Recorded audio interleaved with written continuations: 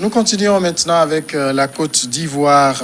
L'ex-président Henri Konan Bédié, 86 ans, candidat à la présidentielle du 31 octobre prochain, a été investi samedi à Yamoussoukro, c'est dans le centre du pays, candidat donc de son parti, le PDCI, pour la présidentielle. Au cours du meeting, il a lancé un appel à l'union de l'opposition. J'invite toutes les formations politiques et les plateformes politiques qui le désirent à soutenir ma candidature à l'élection présidentielle du 31 octobre prochain. C'est ce qu'il a déclaré au cours de ce congrès où il était donc, au cours de cette investiture où il était donc sanglé dans une chemise pagne verte, entouré de son épouse et de Maurice Kakou Gikawe, numéro 2 du parti. Henri Konan Bédié qui appelle à l'union. On ne va pas appeler ça l'union de l'opposition, mais l'union autour de sa candidature, finalement. Oui, même s'il le cache un peu, donc il voudrait rassembler autour de sa candidature, même en abusant de l'expression union de l'opposition. Donc c'est dire qu'il se voit ce candidat autour de qui facilement on peut faire cette union. Et je crois que c'est politique.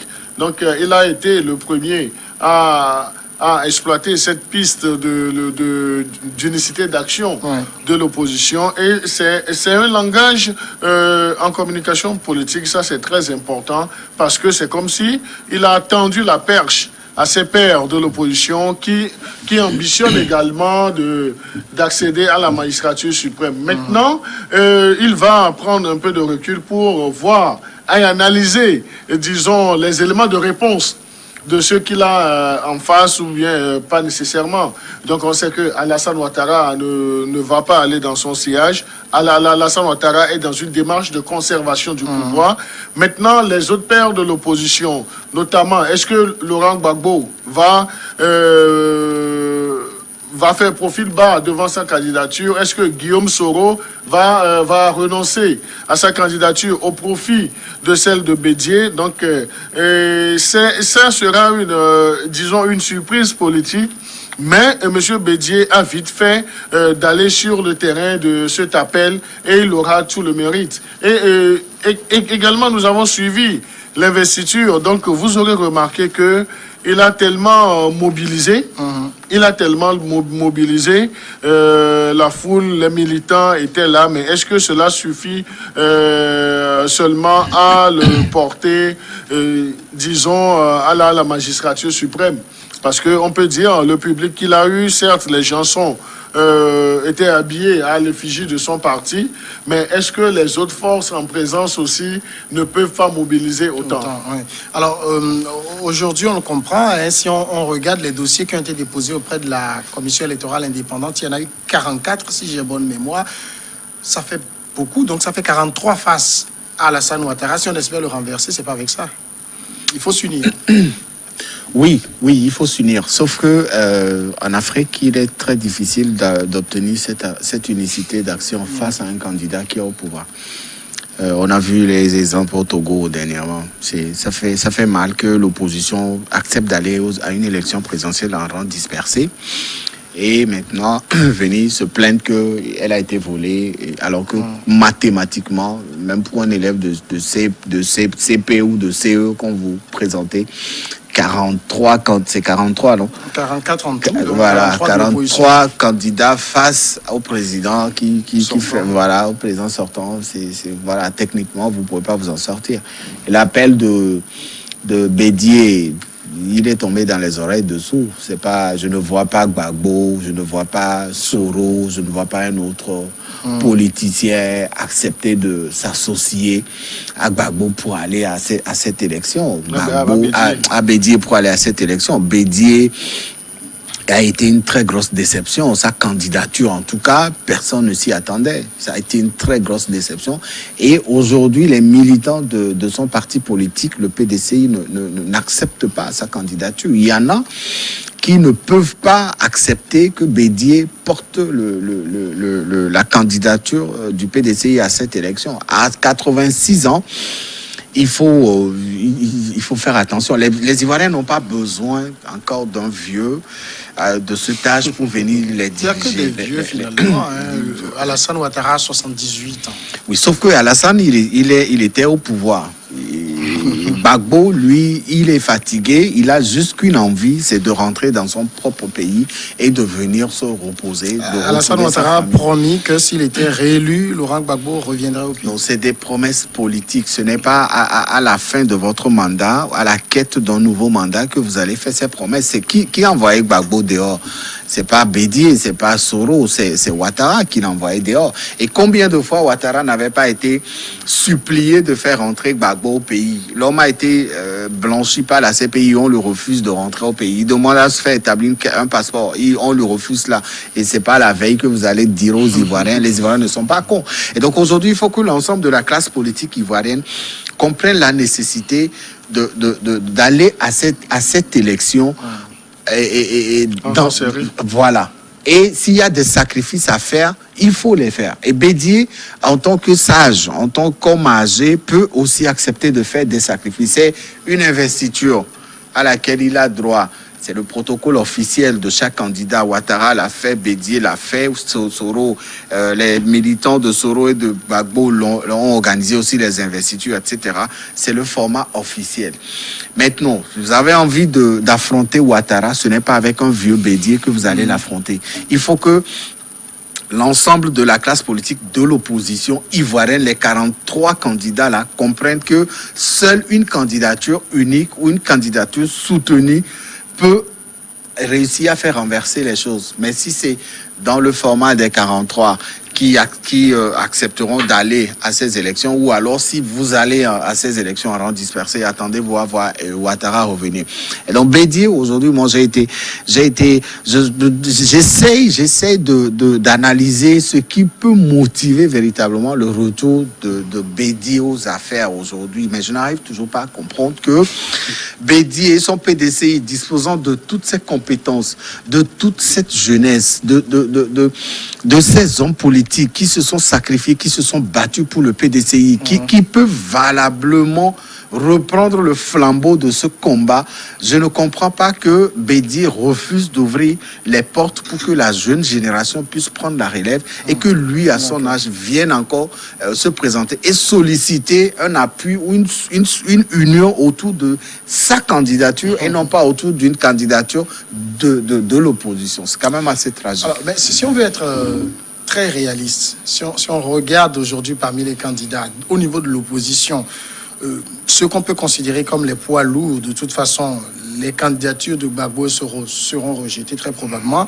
Il y a Pascal Afim Guessa, mais on sait que il est très léger. Il n'y a que Henri Konan Bédié qui fait le poids. Et s'il faut s'unir, ça ne peut qu'être derrière lui. Oui, je crois que c'est en connaissance de cause qu'il a vite fait de lancer cet appel, parce que il y a des critères pour Gbagbo et puis Soro. Donc, malgré tous les scénarios, donc leur candidature, c'est à 99% rejeté. Pas parce que lorsque vous n'êtes pas sur la liste électorale, vous ne pouvez pas prétendre compétir. Donc, leurs candidatures seront à coup sûr rejetées. Donc, ça va faire quelques jours de tohu-bohu, mais ça va s'arrêter là.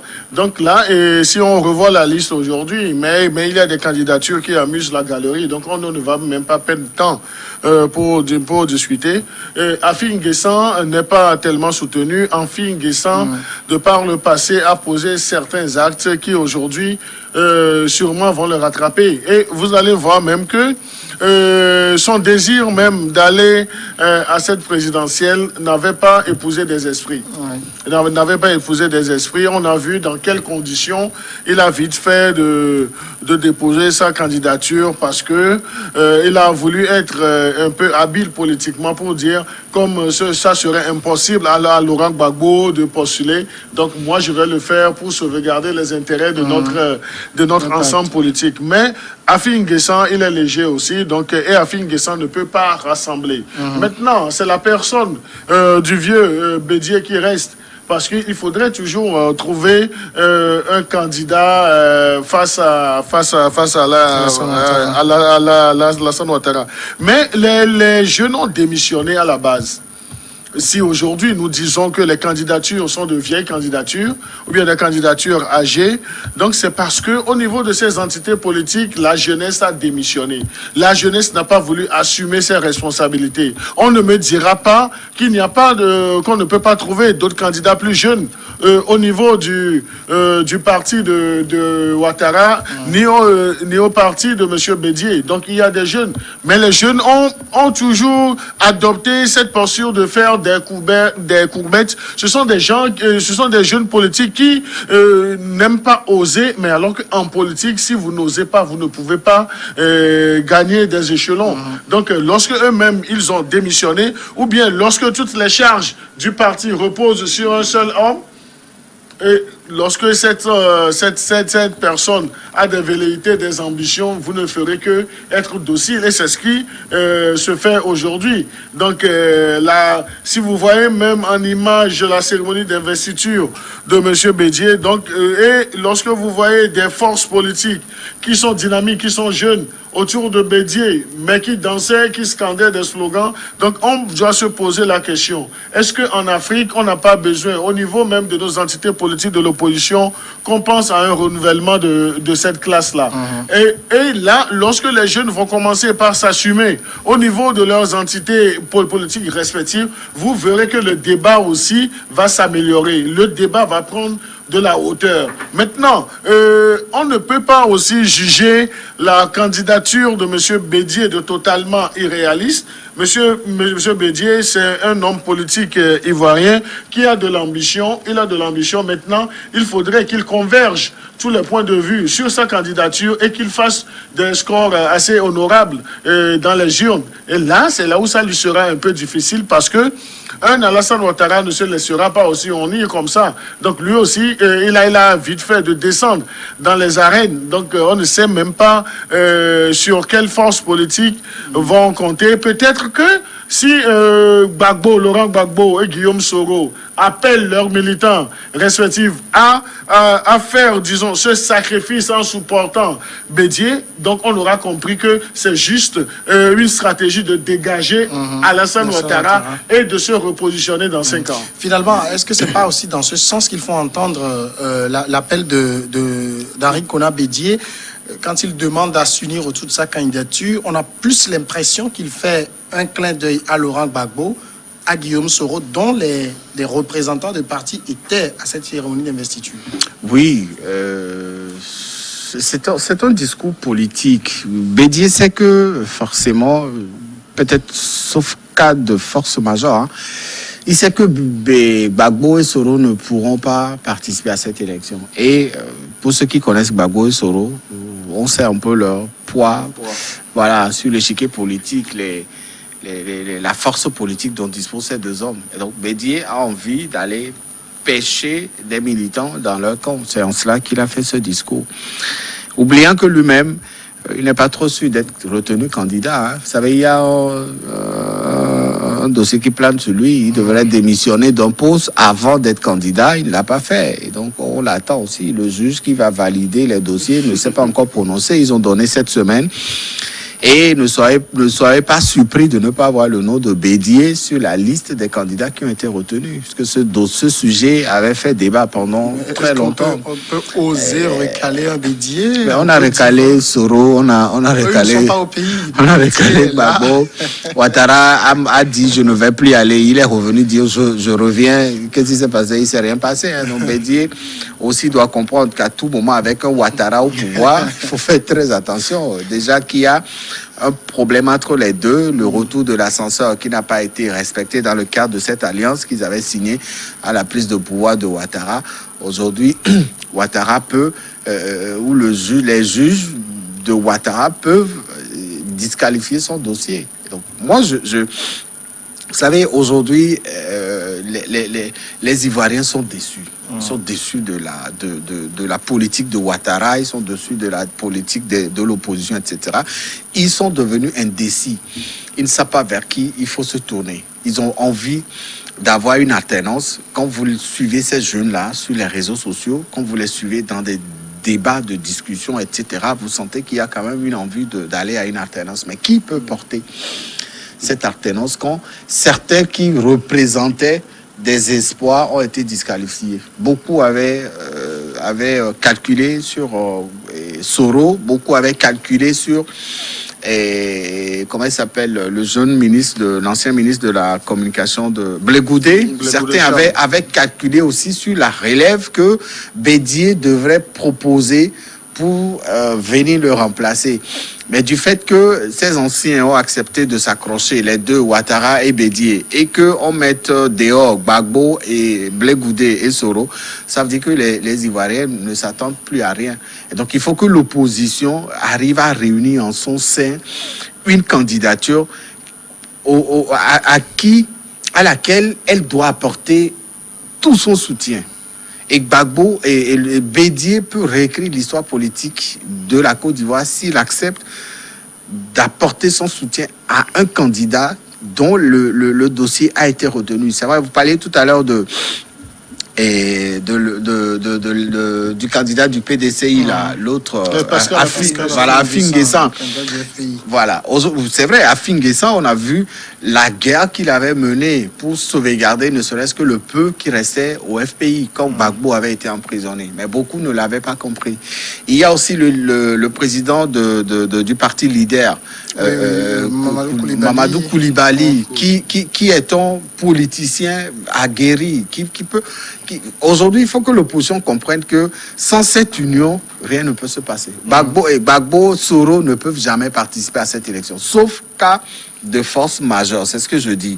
C'est en politique, ils peuvent trouver des astuces.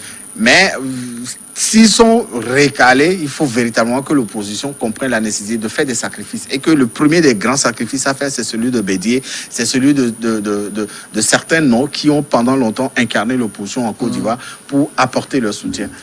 Alassane Ouattara a dû s'allier à Henri Konan Bédié pour renverser Laurent Gbagbo. Si Bédié réussit à s'allier à Gbagbo ou à Soro, Ouattara ne risque-t-il pas d'être renversé rapidement? Oui, non, mais moi je crois que c'est parce que Ouattara n'a pas voulu retourner l'ascenseur à Bédié qu'on est en train de voir ces schémas qui en face. Mais vous savez, il sera difficile à Laurent Gbagbo d'appeler ses militants à voter Henri Konan Bédié. Il lui serait également difficile à Guillaume Soro de lancer un appel en ce sens. Donc là, si les deux candidatures ne sont pas validées, Monsieur Henri Konan Bédié sera obligé de faire cavalier seul, donc il doit s'investir à fond. Mais c'est dire également que s'il y a une non-participation des partisans de ces deux leaders, qui à coup sûr seront écartés, donc Monsieur Bédié est parti fragilisé. La pause maintenant et puis le dernier sujet juste après.